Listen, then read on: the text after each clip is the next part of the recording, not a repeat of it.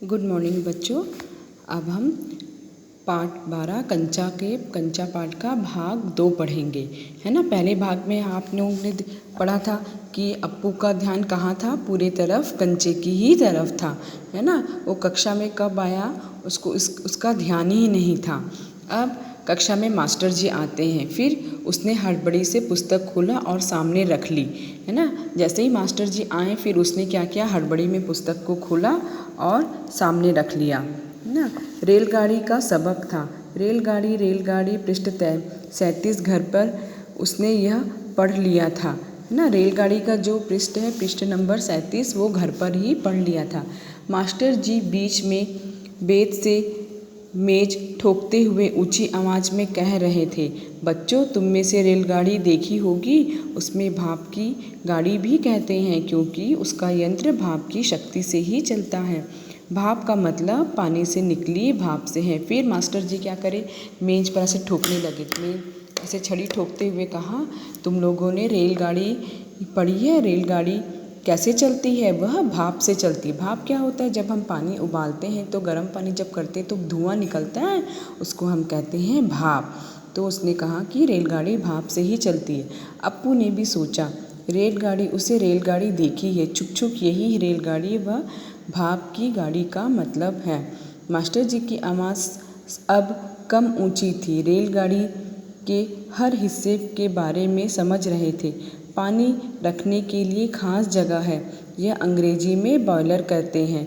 यहाँ लोगों का बड़ा पीपा है, लोहे का एक बड़ा कांच का जार, उसमें हरी लकीरें वाले सफ़ेद गोल गोल कंचे, बड़े आंवले जैसे। जॉर्ज जब अच्छा होकर आएगा तब उससे कहेंगे कि उस समय जॉर्ज कितना खुश होगा, सिर्फ दोनों खेलेंगे और किसी को साथ खेलने भी नहीं देंगे। फिर क्या होता है, अप्पू ने सोचा कि रेलगाड़ी होगी, चुप चुप देखती होगी। फिर मास्टर जी की आवाज़ उस समय फिर कम ऊंची थी, है ना। कम वो मास्टर जी धीरे धीरे बोल रहा था। रेलगाड़ी के हिस्से के बारे में समझ रहे थे। पानी रखने के लिए खास एक जगह जिसे बॉयलर कहते हैं, एक बॉयलर जैसा जहाँ पे हम पानी रखते हैं, है ना। और यह लोहे का पीपा जैसा होता है, लोहे का एक बड़ा कांच जैसा होता है, उसमें गोल गोल कंचे डले रहते हैं, है ना। तो वो सोचने लगा अप्पू कि जब जॉर्ज आएगा तब जॉर्ज को वो बताएगा, फिर दोनों मिलकर कंचे खेलेंगे। उसके चेहरे पर चौक का टुकड़ा आ गिरा। अनुभव के कारण वह उठकर खड़ा हो गया। मास्टर जी गुस्से में, अरे तू इधर उधर क्या कर रहा है। उसका दम घुट रहा था, बोल। वह खामोश खड़ा रहा, क्या नहीं बोलेगा। वे अप्पू के पास पहुँचे। सारी कक्षा सांस रोके हुए उसकी तरफ देख रही थी, उसकी घबराहट पड़ रही थी, है ना। तो अप्पू का तो पूरा ध्यान कंचे की तरफ था। फिर मास्टर जी ने क्या किया, जोर से एक छोटा सा चौक का टुकड़ा उसके ऊपर फेंका, तो उसके चेहरे में आकर पड़ गया वो चौक का टुकड़ा। फिर मास्टर जी गुस्से में आ गए, फिर बोले कि तेरा ध्यान कहाँ है, तू इधर उधर क्या देख रहा है, तू क्या सोच रहा है। फिर सारे कक्षा के बच्चे जो हैं डर के मारे उसकी तरफ देखने लग गए। मैं अभी किसके बारे में बता रहा था, कमेंट मास्टर जी उस लड़के का चेहरा देखकर समझ गए कि उसके मन में और कुछ है। शायद उसने पाठ का ध्यान दिया भी हो, अगर दिया हो तो उसका जवाब उसके मन से बाहर ले आना है, इसी में उनकी सफलता होगी। फिर मास्टर जी से उसका सिर्फ केवल चेहरा देख रहे थे और उसकी मन की दशाओं को समझने की कोशिश कर रहे थे कि क्या इसने पाठ में ध्यान दिया है। अगर वो पाठ में ध्यान दिया होगा तो मास्टर जी कुछ उससे प्रश्न करेंगे और उस प्रश्न का उत्तर देगा, तभी तो मास्टर की सफलता होगी।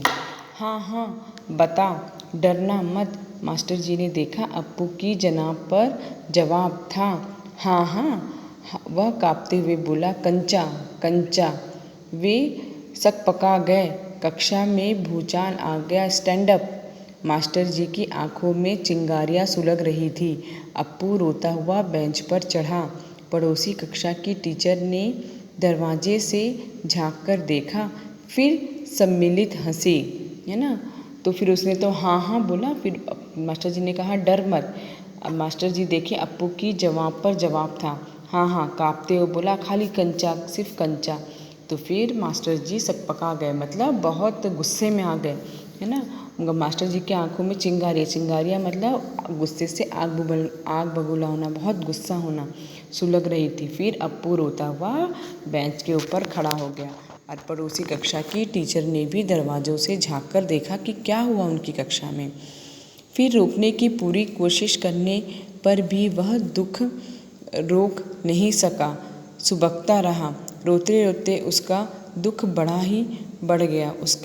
सब उसकी तरफ देखकर उसकी हंसी उड़ा रही थी। रमन, मल्लिका सब बेंच पर खड़े खड़े। उसने सोचा, दिखा दूंगा सबको, जॉर्ज को आने दो। जॉर्ज जब आएगा, जॉर्ज के आने पर वह कंचा खरीदेंगे। इससे इनमें से किसी को वह खेलने नहीं बुलाएगा। कंचा को देखकर ये ललचाएंगे, इतना खूबसूरत कंचा है।